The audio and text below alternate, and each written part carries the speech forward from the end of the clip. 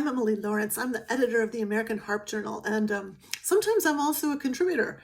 In the latest issue from winter of 2025, I shared a report about some newly available archival resources concerning two harpists, Dorothy Ashby and Conrad Premier. Dorothy Ashby is at this point, of course, she's a very well-known figure in the American harp community, and she's the subject of increasing interest among researchers. So I wanted to use the journal to highlight some of these newly available archival materials connected to Ashby that are housed at the Oberlin Conservatory Special Collections. And then while I was at it, report on the state of Ashby research a little more broadly. So my interest in Dorothy Ashby has a little bit of a personal connection.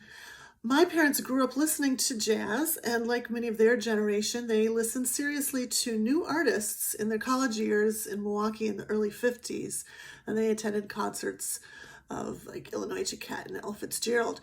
But when they moved to southeastern Michigan, both of them were very curious to hear some of the sounds of their new home. And my father heard of Dorothy Ashby first, and she was then playing with her trio at the Pontchartrain Hotel. And my father took my mother to hear her, and they were big fans, so they heard her many times there. They knew that they had heard truly unique artists and became fans. And then when I was born in Detroit in 1964, when I started studying harp, I heard all about Dorothy Ashby from my parents. So it's gratifying to see how much her star has been on the rise among all sorts of musicians.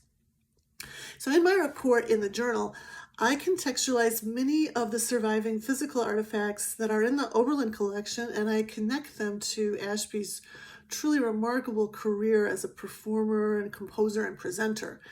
You can find out more about Ashby's close connections to her southeastern Michigan artistic community and her numerous musical collaborations and the important role she had as a founder of the Detroit-based musical theater company.